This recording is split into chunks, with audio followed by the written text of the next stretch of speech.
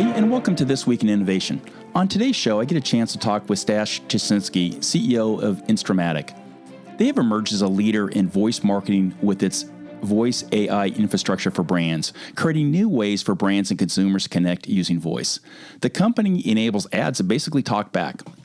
Instreamatic is working with brands including Pandora, Google, Hilton, Infinity, Mars, and more. And as an added bonus, I'm going to demo their technology, and you all get to help me. I'll include a link in the show's notes as well as all my social media platforms. All you have to do is hit the button and leave a voice memo about what you want to hear on the pod or who we should talk to.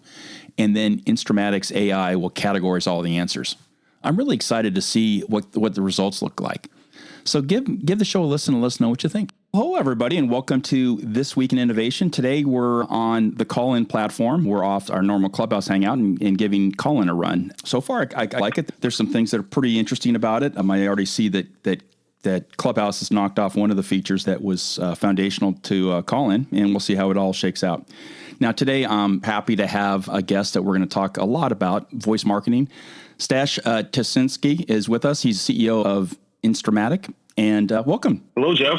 Thank you for having me. Excited to join you today. Yeah, I'm really excited about what we're going to talk about. Instead of me kind of rambling through your intro, why don't I just tee you up and just let you give us your bio, what you're about, how you ended up in the startup world, and what the problem you're going after, and the company that's going after that problem with you. Sure. CEO and one of the founders at Instreamatic. And the story of Instreamatic started several years ago when all of us were working on business development of a music streaming app. And back then, it was close to impossible to make money in music streaming business because people don't want to pay for subscription in general. And at the same time, advertisers were not excited about audio advertising because it was impossible to measure performance and engagement. And that's why most of the companies are still not profitable today. I'm talking about music streaming companies, and some of them are already gone. And we thought that it's not just our problem, it's a global problem, so why don't we address that? And we started Instreamatic as a platform to bring monetization to audio publishers, and the answer to the challenge was voice technology, voice tech, because it allows consumers to engage with the content, engage with advertising, and it provides feedback loop for brands, because when and why somebody's interested or not interested, that has a lot of implications on your marketing strategy. And as we were traveling our path, we recognized that brands need a longer form of conversation with consumers, because ads will typically have 4 seconds to respond if you're a listener. And that's already great, but brands want more. And so we introduced the second application for the same voice AI platform that we have, which is voice feedback. So it allows consumers to share their thoughts, share their advice by simply dropping an audio message via a special dedicated voice landing page. And now I live in Silicon Valley with my wife and 2 sons, and I'm enjoying the weather, the people, and excited about the opportunity.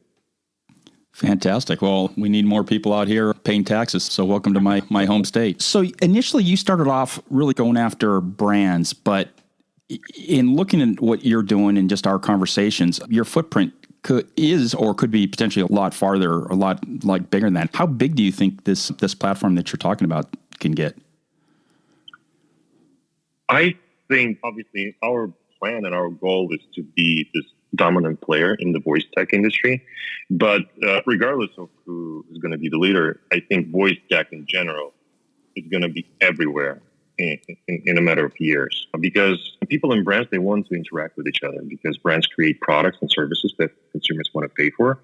But this has been a one-way communication for centuries, from brands to consumers. And consumers feel that they aren't being heard, have a lot to share. They want to share advice, they want to share their experiences, and they want to just let their favorite brands know what's wrong or what's right. And voice technology brings the art of human communication to any interaction between brands and consumers. So it can be an advertising interaction, or it can be on premise. When you are, let's say, staying in a hotel and you see a QR code that says, "How's your experience? Is there anything we can improve?" You scan it, and you just share your thoughts and your advice with the hotel. And they immediately can get a direct feedback. And what's really cool about it is that they're going to learn about what matters to you, unlike the surveys that they do today, which is either thumbs up, thumbs down, that don't provide any specificity, but it's easy to engage, or classical surveys, which take 5 to 10 or sometimes 15 minutes. And especially if you want to do this on mobile, good luck with that. It requires a lot of energy and a lot of time. So very few people fill in the surveys. And that leads to a big gray area for companies and for brands. Like it's hard for them to understand what's going on right now.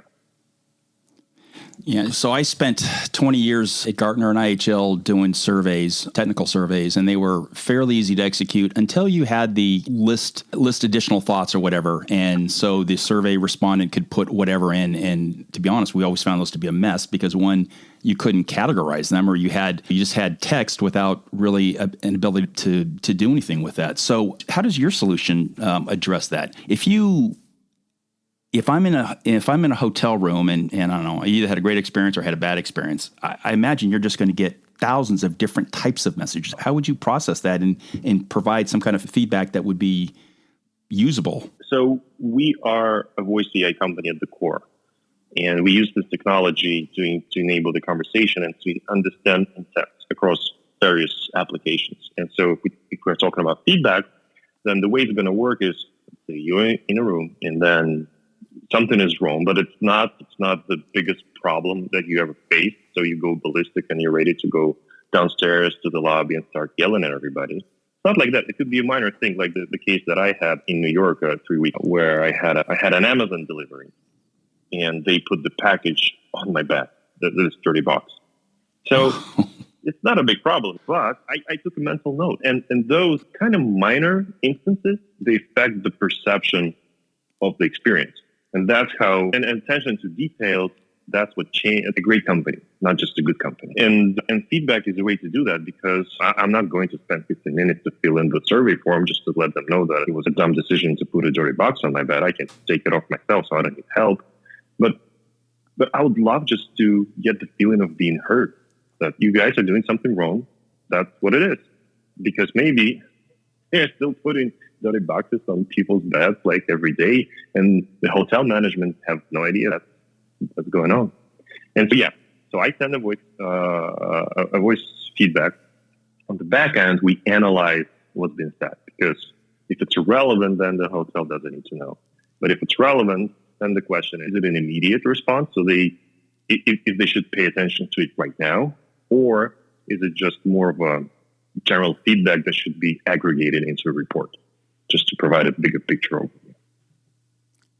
So in that example, you're trying to get out of the way of having all those calls go to the front desk. 10 years ago, even probably 2 years ago, that would have been a call to the front desk. Maybe not, hey, why in a post-COVID or whatever, mid-COVID world, really don't want something on my bed. Probably no one ever thought of that. That would have gone to the front desk. And then whatever, lost in some kind of a paper note process. In this case, you're literally taking that front desk out of that and analyzing it and probably getting that information far quicker to the people that it can actually make a difference, it sounds like.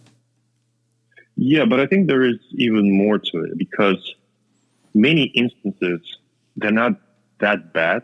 So you don't want to waste your time trying to connect with somebody at the front desk or try to reach them at the call center, or even look for a contact form to send them an email. It's just in your head, oh my God, it's going to take me 5, 10, 15 minutes, and it's not worth it. But you still remember it. And not to mention that there are many people who try to avoid the social pressure. When you complain, when you start a conflict, many people don't like that. They feel really uncomfortable and they try to avoid it, so they keep it to themselves. And that's the way to let the company know that something is not right, matters to me, but it wasn't that big of a deal, so I go ballistic about it. Because otherwise, you may feel that you need to cross that line. If I saw a terrible mess in the room, like something exploded there, I would definitely call the front desk, or even went down myself to complain. It wasn't that case. However, it ruined the impression, the perception of my experience, even though the experience was actually great. But that small instance affected it in a big way.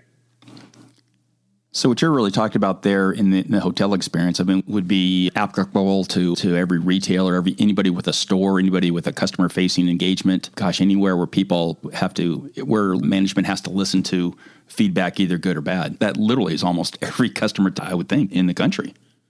Oh, yeah. So you're in a retail shop and you're standing in a line at checkout. And then you notice something that's not quite right or something that could have been done better. And again, what do you do if you really want to share your feedback? To me, actually, it's not obvious. What should I do? I pay for my stuff, already forget about it and go to my car.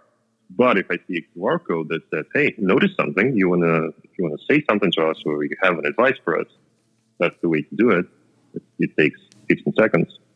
Well, why not? Really interesting. So in that scenario, either in the hotel or in a restaurant, is that your technology, is that owned by the retailer, or are you a service that provides that capability to the retailer? So we provide that capability. It's an all-in-one, it's a TurnKey solution. We provide everything from the user experience to back-end analysis and reports. So going back to my old analyst days, how are you classifying that? Is that a service, or is it, what category would you sit in? Broader speaking, we sit in the category of voice tech for marketing, because feedback is one of the applications of the technology. We have also voice ads that you can speak with. But if we stick to feedback, it'll probably be a service that we provide to companies. And what we've also learned when we were presenting this to many brands is that there is also a demand for employee feedback, not just for customer feedback. Yeah, good or bad. Hopefully a lot of good examples. Hey, I just had a fantastic experience. Just want to let somebody know. Bill in Sporting Goods just really helped me figure out the latest set of golf clubs. So very interesting. It could be my personal example. I go to local retailer. I cannot say the name. And I have a toddler. He's in Lego big time, and we go there. I think every month, like once a month, and they still have this Lego options. So after 6 to 7 trips, there's nothing to choose from. And so how do I let them know that, hey, you need to refresh your Lego inventory? I can go to a cashier, but what does it change? Nothing. I don't have time to go to store manager and try to look for this person. So what do? Nothing. But and this retailer doesn't know that there are customers who are looking for more Lego options because they bought everything they already have. Wow, that's really interesting. I would think, just kind of playing the analyst game here a little bit, that the second you start engaging directly about store experience, that's probably beyond marketing and really more store operations, but the concept is the same. If whoever you end up working with, it'll probably certainly more for grow, but interesting. And so the retailer or the hospitality player doesn't have the technology in-house. That's a service you're providing, so that they're not managing that. They're managing it in terms of they can access the platform. They can look at the reports, add responses. They can pull out some analytics out of it, but they're not managing it in terms they don't need to figure out how to install the technology. Wow, that's really interesting. So there's no heavy lifting. So it's all end user. It's not another group in the IT department that really necessarily needs to have that capability in house to understand what you're doing. Right. They just need to tell us, hey, we want this, and then that's all. Then it's there. Kind of going back to a point you made about voice tech, I'm certainly bumping into that. Conversational commerce is a term that's banging around quite a bit. I can't say that I've seen a whole lot of adoption. Certainly some noise, and certainly it's starting to show up on surveys and whatnot, but I haven't seen a whole massive amount of adoption. Where do you think we are in the adoption phase? I saw the data that shows actually voice assistant and smart speaker adoption happened faster than any other technology before it, even the smartphones technology. So the adoption happens at a really fast pace, and the reason for this is that speaking is 3 times faster than typing. So people do prefer to speak when they can, and when they're sure that it's actually going to be faster, and not like I said something, it didn't understand me, and so I have to type or write anyway. And the speech recognition got really great. It's impressive how fast it went from I can't understand anything to I can understand almost everything. The interesting observation here is that the age group that is the slowest to adopt the voice tech is people between 30 and 50 years old, because they're so good at typing. So they're hesitant to trying something new. But younger people and older people, they are the early adopters. So that's interesting, because I'm surrounded by smart speakers. I think I have literally everything. And I will be editing this podcast on Descript, which is voice. So I absolutely agree with that massive adoption. So let me take it a different direction. Conversational commerce then, which I think is, you're considering that part of voice tech, I take, right? Or is it? Yeah. Okay. I think everybody should look at voice tech the way they look at mobile. So it's not a new standalone platform. It's rather an interface that's going to affect and change all the existing ways to communicate and engage with the product, with the shop, and the brand. Yeah, I would agree, because probably most of my audience cares passionately about conversational commerce, and I think all of us are using smart speakers for sure. I guess the question is, when do all these, I'm looking around probably 5 or 6 different smart speakers. When am I actually going to start using those in a commerce perspective? And right now, for me, it's pretty minimal. Are you you're part of that conversational commerce conversation, or do you anticipate being able to execute commerce on your platform? Yeah, I think voice commerce is great for small transactions. So you're not going to buy a car through voice commerce, but you may buy, for example, digital goods on subscription, or T-shirts and merchandise. So imagine, you are listening to some music streaming app and you hear an ad that says, "Hey, I'm the celebrity that I just launched shoes. If you want to get a line and buy a limited edition of my new Nike shoes, whatever." And then, I think a lot of people may say, "Sure, here's my $90. Send me the shoes." So you have one of these technologies, and it might be one of the few technologies that I bumped into where you literally could go in any direction, anywhere where there's a customer touch point at a minimum, which is literally everything. That's government, that's hospitality, obviously retail, transportation, you name it. Can you walk us through what are you targeting? How are you figuring out which to focus on? Because the second you start talking about verticals, then you have a whole different ecosystem as opposed to the horizontal pitch. What's your thinking there? This is a very good and a very hard question to answer. We're right in the middle of thinking about it, and what's happening right now is talking to potential customers from different verticals, just to see where it resonates the most.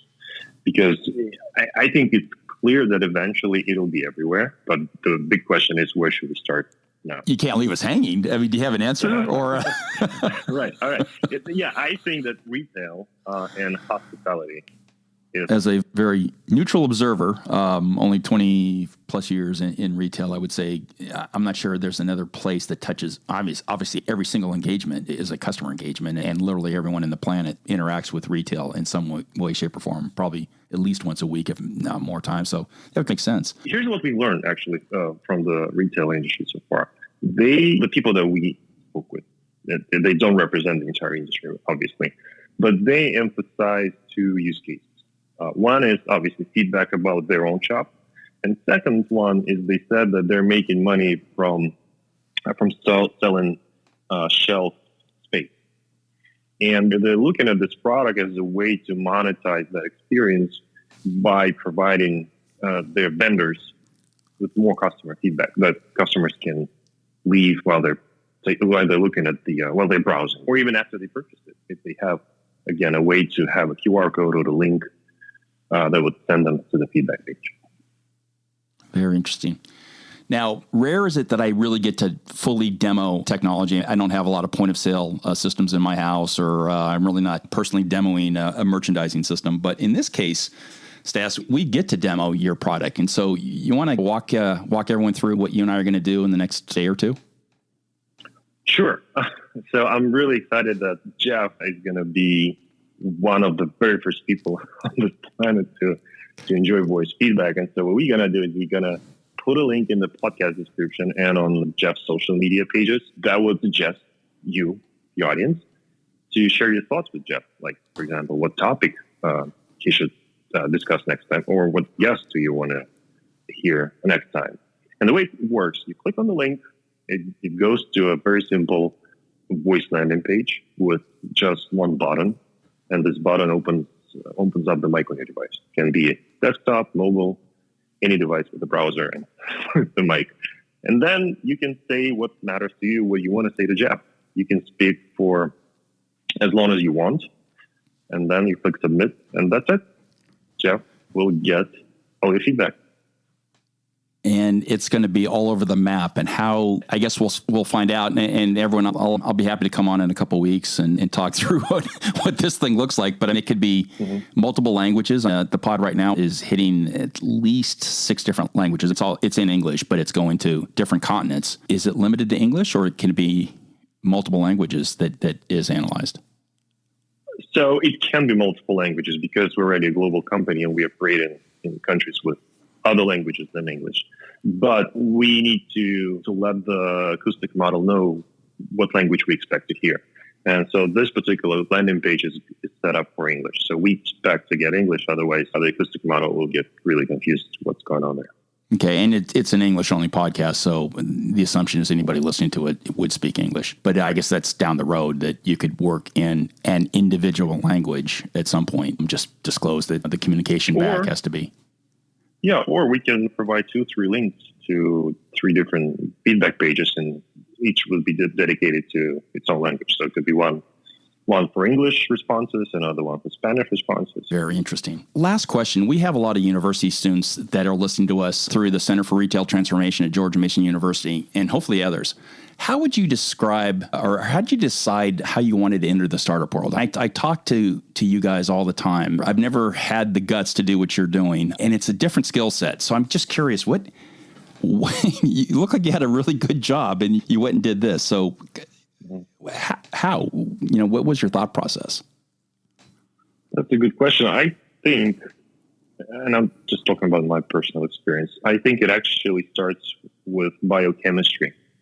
Because if you were born or raised being risk averse, then the startup world looks really scary. And there are people who less risk averse. And I don't want to say they feel comfortable in an uncertain environment, but it works a little bit differently. Maybe they're not that afraid of the uncertainty. So I think that's the fundamental part of it. And then the question is, are you willing to take this risk? So, okay, if you're biologically somewhat comfortable with taking risk, then the next question is, are you ready to take the risk now with this particular company and the product? Because the moment, especially if it's a tech startup where you raise money, the moment you take other people's money, that's a completely different game. You just can't quit. Technically, you can. Well, you can. It's just probably not really great. Yeah, that's not the right thing to do, because now it's your obligation not just to pay salaries to your employees, but to return investors' money at some point. And yeah, you really have to be ready to take this responsibility. Yeah. And then good luck to you. Because we know 90% of startups die in the early stages. Wow. What skills do you need to do what you're doing in the startup world? And what would you tell these kids that are out in all these universities that are thinking, man, they'd be really cool to do that? What should they be? Obviously technical in spreadsheets and finance, but what are some of the skills that you wish you would have known about that you could work on now if you were back in university? I actually thought about it, but I took even a bigger perspective. I was looking at let's call it a business history over the last 40 years. And I personally noticed this pattern that we had different eras when different skills really mattered. So in the late 80s, if you were a great financial guy, you would have made a lot of money. That was the time for CFOs. Then we had internet, that kind of stuff. And the very early companies, they were built by programmers, because it wasn't clear how do you actually write a good code and how do you make this website work. And then it transitioned, and Apple is a great example, into more like product designer skill set. Because by then, it was obvious how you write a good code. There were a lot of engineers available. But then the next question was, okay, how do you make the experience great? How do you make it easy for consumers? And I think we're at the end of the product type CEO era right now. Because now, if you want to learn how to be a great product manager or product type CEO, there is so much information available. So you just know how to blend the design and the analytics. And I think we're at the beginning of some new era, and I don't know what it's going to be. If I knew the future, a trillionaire, but unfortunately I can't predict. But I'm looking at the new companies that are emerging. There are a lot of exciting stuff happening in the gaming vertical with companies training people to play online games really well and make money in that space. And we have some TikTok. And yeah, I'm curious myself. How we gonna describe the next era of success in entrepreneurship? What are the skills that you see missing in some of the young people that you're talking to and looking to hire?